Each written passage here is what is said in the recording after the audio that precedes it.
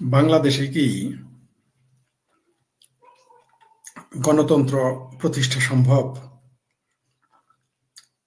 এই প্রশ্নটা যদি আপনাকে করা হয় এবং আপনি যদি বাংলাদেশের নাগরিক হয়ে থাকেন, আপনি কি মনে করেন বাংলাদেশে কি গণতন্ত্র প্রতিষ্ঠা সম্ভব হবে?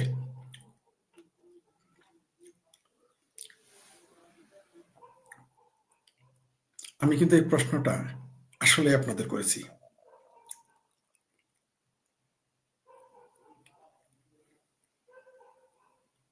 কেন করেছি জানেন?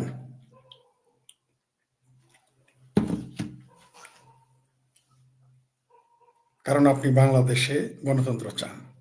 যদি না চান তার কাছে আমার এই প্রশ্ন না। কিন্তু যারা বাংলাদেশে গণতন্ত্র প্রতিষ্ঠা চান, গণতন্ত্রকে প্রাতিষ্ঠানিক রূপে দেখতে চান বা আনতে চান, আপনাদের কাছেই যদি আমি প্রশ্ন করি যে বাংলাদেশে কি আদৌ গণতন্ত্র প্রতিষ্ঠা করা সম্ভব কিনা, যদি বলেন সম্ভব, তাহলে আমার প্রশ্ন হবে কিভাবে। আজকে একটা নিউজ দেখলাম, বাংলাদেশের সকল মিডিয়াতে এসেছে, ছাত্রলীগের একটা মিছিল হওয়ার কারণে সেই শহরের আওয়ামী লীগের 3 নেতার বাসায় হামলা হয়েছে, তার বাড়িঘর ভাঙচুর করা হয়েছে। পুলিশ যদি যেত যে ছাত্রলীগ নিষিদ্ধ তার জন্য গিয়েছে, তাও তো ভাঙচুর করতে পারে না।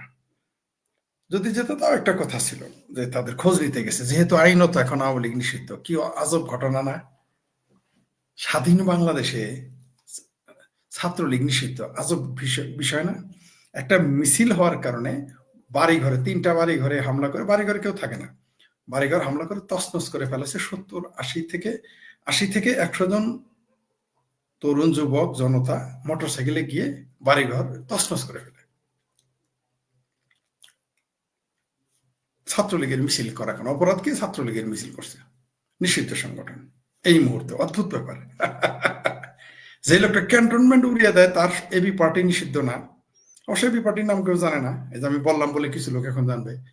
সে টাকলা ফুয়াদ সেনাবাহিনীর ক্যান্টনমেন্ট উড়িয়ে দিবে, সমস্যা নাই, দখল করবে, সমস্যা নাই, কুকুর বলবে সেনাবাহিনীতে, তাদের কিছুই হবে না। কিন্তু ছাত্রলীগ, যে ছাত্রলীগ আওয়ামী লীগকে জন্ম দিয়েছে, আওয়ামী লীগ বাংলাদেশ জন্ম দিয়েছে, সেই ছাত্রলীগ নিষিদ্ধ করা হয়েছে। জঙ্গি হিজবুতিরা ঘুরে, জঙ্গি হিজবুতিরা জেলে থেকে মুক্তি পায়।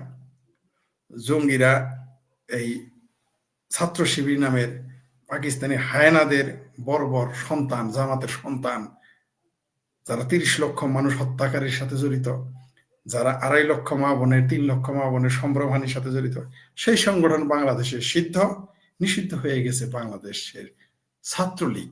অদ্ভুত ব্যাপার, মানে আপনি ভাবতেই পারবেন না এটা। যাই হোক,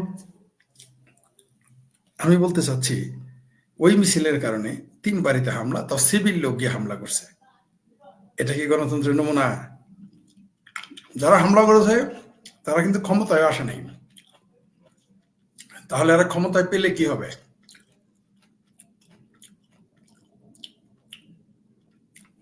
এরাই কিন্তু আবার 16 বছর গণতন্ত্রের জন্য চিৎকার করেছে, এখন তারা ক্ষমতায় না গিয়ে হামলা করে। এখন আপনারা বলবেন কেউ কেউ যে এটা হচ্ছে বিগত স্বৈর শাসকের দুঃশাসনের প্রতিক্রিয়া। ফাইন, যুক্তি মেনে নিলাম আপনাদের যুক্তি। তাহলে এখন ধরেন আওয়ামী লীগ 5 বছর ক্ষমতায় আসবে না, কারাগারের মতো তো 10 বছর, তাই না? ধরেন 10 বছর পর আওয়ামী লীগ ক্ষমতায় আসলো, আপনাদের ভাষাতেই। আপনারা যারা মনে করতেছেন আওয়ামী লীগ দেশ থেকে শেষ, তাদের ভাষাতেই বলতেছি, আপনাদের ভাষায় 10 বছর আগে ক্ষমতায় আসবে না, ধরে নিলাম 10 বছর পরে আসলো। তারা যদি তখন বলে, তখন যদি তারা এরকম বাংলাদেশ জিন্দাবাদ বলার কারণে, নারায়ে তাকবীর বলার কারণে তাদের বাড়িঘরে যদি হামলা চালায়, সেটা কি জায়েজ হয়ে যাবে? নিশ্চয়ই না, আমি সেটা জায়েজ মনে করবো না, এখনো না, তখনও না। কিন্তু এই যুক্তি যারা দিলেন, দুঃশাসনের কারণে আওয়ামী লীগের নেতাকর্মীদের বাড়িতে আপনি হামলা করতে পারবেন মোটরসাইকেল নিয়ে, সেই যুক্তিতে তো তারাও হামলা করবে, তখন কি করবেন? তখন তো বলবেন গণতন্ত্র খতরে মে। যেমন এখন আওয়ামী লীগ বলতেছে গণতন্ত্র খতরে মে, মুক্তিযুদ্ধ খতরে আমরা আগে বলেছি, বাংলাদেশে মুক্তিযুদ্ধের চেতনা খতরে যাবে, আমরা আগে বলেছি, গণতন্ত্র খতরে যাবে, আমরা আগেও বলেছি, এখনো বলি। তখনও যেমন সরকারি দল মানে নাই, এখনো তেমনি সরকারি না যেয়ে যারা মুকুটহীন সম্রাট, মুকুটহীন সরকারি দল, তারা মানবে না। কারণ এটাই স্বাভাবিক। কারণ তৃতীয় বিশ্বে ক্ষমতার লোভ, ক্ষমতার মোহ এত বেশি যে তারা যখন ক্ষমতায় থাকে তখন সরকারি দলে থাকলেই কেবল তারা গণতন্ত্রের, মানে বিরোধী দলে থাকলেই কেবল তারা গণতন্ত্রের কথা আপনাকে বলবে, সরকারি দলে থাকলে বলবে না। কারণ যখন সরকারি দলে যায় তখন তো ক্ষমতাই আছে, মানে তারা আজীবন ক্ষমতায় থাকতে চায়। তারা এটা ভাবে না যে বিরোধী দল ছায়া সরকার, শ্যাডো গভর্নমেন্ট, এটা তারা মানতে চায় না। মানতে চায় না। সর্বপ্রথম যে কাজটা করে, প্রত্যেক দলই ক্ষমতায় আসার পরে সর্বপ্রথম বিরোধী দলকে ধ্বংস করার পরিকল্পনা করে। সর্বপ্রথম বঙ্গবন্ধুকে হত্যার পরে আওয়ামী লীগ ধ্বংস করতে চেয়েছে, আবার জিয়া মারা যাওয়ার পরে বিএনপিকে ধ্বংস করার চেষ্টা করা হয়েছে। যখন যে দল ক্ষমতায় আসছে, আবার বিএনপি ক্ষমতায় এসে আওয়ামী লীগকে ধ্বংস করার চেষ্টা করেছে, আবার 96 আওয়ামী লীগ এসে বিএনপিকে ধ্বংস করার চেষ্টা করেছে, 2001 আবার এসে বিএনপি আবার আওয়ামী লীগকে ধ্বংস করার চেষ্টা করেছে, আর 2008-9 এসে বিএনপি নিজেই ধ্বংস হয়ে গেছিল, সেই সাথে আওয়ামী লীগের চাপ। আমাকে অন্তত 8 থেকে 10 জন বিএনপির নেতা তখন বলতো, আমি যখন তাদের বলতাম ভাই আওয়ামী লীগ এখন যা করে ক্ষমতা গেলে আপনারা তা করবেন, এটা কিন্তু আমি 5 আগস্ট আগের কথা বলতেছি, 8 থেকে 10 জন নেতার সাথে কথা হয়েছে, এবং 8 থেকে 10 জন নেতা যাদের কথা বললাম তারা প্রত্যেকেই কিন্তু এমপি হবে যদি ইলেকশন হয়। যদি এখন ইলেকশন হয় বিএনপির, এবং তারা নমিনেশন, এই 8-10 জনের মধ্যে 5 জন মিনিমাম নমিনেশন পাবে, এবং তারা আওয়ামী লীগের বিএনপির এমপি হবে, এমনকি আমরা 2-1 জন মন্ত্রী হইতে পারে, 2-4 জন। আমি জামালপুর, কিশোরগঞ্জ, চিটাগাং, রাজশাহী এবং ঢাকা বিভাগের কয়েকজন নেতার কথা বললাম আপনাদের। তাদের আমি প্রশ্ন করেছিলাম, তারা আমাকে পাল্টা উদাহরণ দিত, দিয়ে বলতো, কেউ বলতো নাম ধরে বলতো, কেউ ছোট ভাই বলতো, কেউ বড় ভাই বলতো, তাদের সামারি একটাই, তাদের এক একজনের ভাষাটা এক এক রকম ছিল, বাক্য, কিন্তু তাদের সব বক্তব্য ছিল প্রায় একই রকম, যে এই যে আওয়ামী লীগ, ছাত্রলীগ, যুবলীগ, কৃষক লীগ আমাদের, মানে তাদের বিএনপিদের হামলা করতেছে, বলছে আমাদের হামলা করে, মানে বিএনপিদের হামলা করতেছে, এই প্রতিশোধ আমি কিভাবে ঠেকাবো? আমি তো ফরিদ তখন আমার কর্মীদের ঠেকাইতে পারবো না, নেতাদের ঠেকাইতে পারবো না। উল্টো আমাকে প্রশ্ন করছে তুমি কি মনে করো? আমারও তখন জবাব ছিল না। এখন তা দেখতেছি, ঠিক এখন তাই, এখন আওয়ামী লীগ নেতা, বিএনপি নেতাদের তখন প্রশ্ন করতে পারছিলেন, এখন আওয়ামী লীগ নেতাদের খুঁজে পাওয়া যায় না। তখন বিএনপি নেতাদের খুঁজে পাওয়া যেত, প্রশ্ন করা যেত তাদের অবস্থান জানার জন্য। এটাই হচ্ছে পৃথিবীর ইতিহাস, এটাই হচ্ছে রাজনীতির ইতিহাস। এখন আওয়ামী লীগের নেতাদের খুঁজে যে আপনি জিজ্ঞেস করবেন বা জিজ্ঞেস করবো, সেই সুযোগ আমার নাই। যে ভাই এখন যে করতেছে বিএনপি, জামাত, এনসিপি গ্যাং এবং অন্যান্য জামাতি হেফাজতে জঙ্গিরা যা করতেছে, নির্যাতন, নিপীড়ন, আওয়ামী লীগ ক্ষমতায় আসলেও কি আপনারা তা করবেন? এই প্রশ্ন করার মতো লোক এখন নাই। আমার মনে হয় উত্তরটা ওই বিএনপি নেতাদের, ওই 8-10 জন নেতা যে আমাকে আগে উত্তর দিয়েছিল, তারা তাই দিবে যে ফরিদ আমার 32 নাম্বার ভেঙেছে, আমার বাড়ি ভেঙেছে, আমার এইটা ভেঙেছে, আমার ওইটা ভেঙেছে, এটা জ্বালিয়ে দিয়েছে, ওটা জ্বালিয়ে দিয়েছে, আমি কি আবার কর্মীকে রক্ষা করতে পারবো? এই প্রশ্ন, আমার মনে হয় এই কথাটাই আওয়ামী লীগের নেতারাও এখন আমাকে যদি দেখা হয়, কথা হয়, তারা তাই বলবেন আমার ধারণা। তার মানে কি দাঁড়ালো? বাংলাদেশে গণতন্ত্র প্রতিষ্ঠা পাবে না। জামাত গণতন্ত্রে বিশ্বাসী করে না, হেফাজত তো বিশ্বাসী করে না, সুতরাং তাদের আমি এইখানে টানলাম না। হয়তো যারা যা বিশ্বাস করে না তাদের টেনে তো লাভ নাই। ওই 501 মৌলবীর দলের নামই খেলাফতে মজলিস, মানে তারা খেলাফত চায়, মানে গণতন্ত্র চায় না। চরমনায়ের পীর বলে গণতন্ত্র কুফরি। যদি বলেন আপনি ইলেকশন করতেছেন কে, আগে কিন্তু তারা গণতন্ত্রকে কুফরি বলতো, ইলেকশনকে হারাম বলতো। এখন নিজেরাই অবশ্যই ইলেকশন করে, মনে এখন বলে যে পাঙ্খা মার্কায় ভোট দিলে, মানে হাত পাখা মার্কায় ভোট দিলে চালে আপনারা বেহেস্তে চলে যাবেন। আগে তার বাবা, তার দাদা, পীরেরা এই বরিশালের জাহাজ দিয়ে চালায় বেহেস্তে নিয়ে যেতে, লঞ্চ দিয়ে, এখন হাত পাখা দিয়ে নিয়ে যায়। যাই হোক, সেটা অন্য বিষয়, তাদের কথা বাদ। আমি জামাত, হিজবুত বা চরমনাই বা খেলাফত এদের নিয়ে কথা বলা আমার দরকার নেই, কারণ এরা গণতন্ত্রের বাইরে, এরা বাংলাদেশের স্বাধীনতাই মানে নেই, তাই গণতন্ত্রের কথা তারা মানেই না, বিশ্বাসও করে না, তাই এদের কথা বাদ। আমি বিএনপি এবং আওয়ামী লীগ সাথে যারা গণতন্ত্র বিশ্বাস, যাদের ম্যানিফেস্টোতে গণতন্ত্র আছে, তারা গণতন্ত্র বলে, তাদের নিয়ে কথা বলতেছি। জাতীয় পার্টি আপাতত আমি সাইড বেঁচে রাখলাম। তাহলে কি দাঁড়ালো? বাংলাদেশের সবচেয়ে বড় দুইটা দল, এখন এক নম্বর আপনি বিএনপি ধরতে পারেন, আবার 2 নম্বর আওয়ামী লীগ ধরে উল্টাও করতে পারেন। আওয়ামী লীগ 1 নম্বর দল, বিএনপি 2 নম্বর দল, আপনি ধরে নিতে পারেন। জনপ্রিয়তা এবং জনসংখ্যার অনুপাতে বললাম আর কি, এখন আপনার যেটা ধরে নিতে পারেন, আপনি যার যার ইচ্ছা। তাহলে বোঝা গেল এই দুই দল আর কোনোদিন বাংলাদেশে গণতন্ত্র আসবে না, ঠিক না? এই জন্য আসবে না কারণ তারা ক্ষমতা পরম্পরায় প্রতিশোধ নিতেই থাকবে। তারা সবচেয়ে ক্ষতি হয়ে গেল বাম রাজনীতির।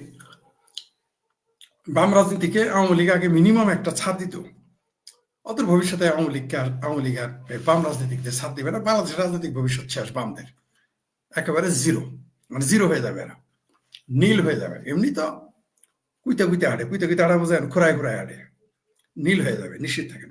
বাংলাদেশে বামের কোনো ফিউচার নেই, শেষ। এদের ক্লাবের মতো শক্তি সঞ্চিত রাখবে, ক্লাব আছে না গ্রামের রাজাপাড়াগায়ের, সেই শক্তি সম্পন্ন তারা থাকতে পারবে না। সেটা তারা এবার 5ই আগস্টে আওয়ামী লীগের বিরুদ্ধে অবস্থান নিয়ে, ক্ষেত্র বিশেষ মুক্তিযুদ্ধের শক্তির পক্ষের বিপক্ষে অবস্থান নিয়ে, আগে তারা আওয়ামী লীগের দালাল বলতো, এবার তারা আওয়ামী লীগের বিরোধিতা করছে। সুতরাং এরা ফিনিশড, এরা দাঁড়াইতে পারবে না। এর জন্য শুধু যে তারা তাই তা না, সিংহবামেরা এদের 2 ভাগ করে ফেলছে। এমনি কমিউনিস্ট পার্টি 2-3 ভাগ হয়ে গেছে, ছাত্র ইউনিয়নের 2-3 ভাগ, এরা দাঁড়াইতে দিবে না, দাঁড়াইতে পারবে না। সেই প্রসঙ্গ রাখলাম। রইল বাকি গণতন্ত্র প্রতিষ্ঠা পাবে কিনা। আমি একটু আগে না, কয়েক ঘন্টা আগে পোস্ট দিয়েছি যে without freedom of press democracy কোনোদিনই প্রতিষ্ঠা করা সম্ভব না। তো বাংলাদেশের প্রেস তো কোনোদিনই স্বাধীন ছিল না। জিয়ার আমলে জিয়ার ছিল, এরশাদের আমলে এরশাদের ছিল, সাহেব বিবি গোলামের টিক্কা ছিল, ঠিক আছে, সাহেব বিবির বাক্স, তারপরে হয়ে গেল সাহেব বিবি গোলামের বাক্স। এইভাবে প্রতিবারই একবার আওয়ামী বাক্স, একবার বিএনপি বাক্স, এইবার হয়ে গেছে টোটালি ইনুসের সিন্ধু। আগে ছিল আওয়ামী লীগ, বিএনপি, জাতীয় পার্টি, সাহেব বিবি গোলামের বাক্স, এইবার ইনুসের সিন্ধু হয়ে গেছে। মিডিয়া প্রেস বলতে কিছু, প্রেসের কোনো স্বাধীন, কোনো ফ্রিডম নাই, দেয়ার ইজ নো ফ্রিডম, কোনো স্বাধীনতা নাই। সুতরাং যেই দেশে প্রেসে ফ্রিডম নাই, সেই দেশে তো আপনার গণতন্ত্র আশা করতেই পারেন না। ইভেন যারা প্রেসে আছে তারাই বা কতটুকু, যারা প্রেসে সাথে জড়িত তারাই বা কতটুকু গণতন্ত্র চান, সেটাও একটা বিষয়। যদিও প্রেস আর ফ্রিডম পাশাপাশি, এটা একই সাথে, এরা একই সাথে জনগণের, একই সাথে এরা প্রেসের সবসময় জনগণের থাকতে হবে, সরকারে থাকা যাবে না। প্রেস নিজেকে সার্ভ করবে এবং জনগণের সার্ভিস দিবে, সরকারকে সার্ভ করবে না। কিন্তু আমাদের দেশে সবসময় সরকারকে সার্ভ করে, সরকারকে সার্ভিস দেয় দারোয়ান পিয়নের মতো। বাংলাদেশের মিডিয়া আগে ছিল সাহেব বিবি গোলামের বাক্স, এখন বাংলাদেশের মিডিয়া হয়ে গেছে দারোয়ান পিয়নের বাক্স। মানে দারোয়ান পিয়নের কাজ করতেছে বাংলাদেশের মিডিয়া। আপনি দেখবেন কোনো বক্তব্য নেই। আপনি দেখেন মিডিয়াতে আগে তাও শেখ হাসিনা এত বড় স্বৈরাচার ছিল, তাদের ভাষায় এত বড় ফ্যাসিস্ট ছিল, তারপরেও কোনো না কোনো মিডিয়াতে, কোনো না কোনো পত্রিকায়, টিভির কোথাও না কোথাও সরকারের সমালোচনা ছিল মিনিমাম। মিছিল মিটিং এ বাধা দিছে, মেনে নিলাম, এটা আমরা দেখেছি। মিছিল মিটিং এ বাধা দিছে, মামলা দিছে, হামলা করছে, এটাও ঠিক। কিন্তু এইরকম ঘটে নাই যেটা এখন বাংলাদেশে ঘটতেছে। সামনে কি ঘটবে আমরা তা জানি না। তবে বাংলাদেশ, তারপর আরেকটা কথা আছে যে বাংলাদেশের মানুষকে তো আপনাকে তৈরি করতে হবে গণতান্ত্রিক হিসেবে। আপনি তাদের তৈরি করতেছেন মৌলবাদী হিসেবে, আপনি তাদের তৈরি করতেছেন চরম ফ্যাসিবাদী হিসেবে, আপনি তাদের তৈরি করতেছেন মানে যুক্তিতে অবিশ্বাস, আপনি তাদের মানুষকে যুক্তিবাদী আপনি করে তুলতেছেন না, তাদেরকে প্রতিক্রিয়াশীল করে তুলতেছেন। এরা বুঝি গণতন্ত্রে বিশ্বাস করবে? সম্ভব না। তো আমার মনে হয় যে যা চলতেছে বাংলাদেশে সম্ভবত আর গণতন্ত্র প্রতিষ্ঠা পাবে না। আওয়ামী লীগ সম্ভবত আর আওয়ামী লীগ হয়েও ফিরবে না, আপনাদের সাথে আমি একমত। আওয়ামী লীগ সম্ভবত বাকশাল হয়ে ফিরবে, খুব সম্ভবত। আমার কাছে সমূহ সম্ভাবনা মনে হয় বাংলাদেশে। আপনারা মনে করেন না আওয়ামী লীগ মুসলিম লীগ হবে, তাও হবে না। আওয়ামী লীগও থাকবে না, মুসলিম লীগও হবে না, কারণ পিছনে যাওয়ার সুযোগ নেই।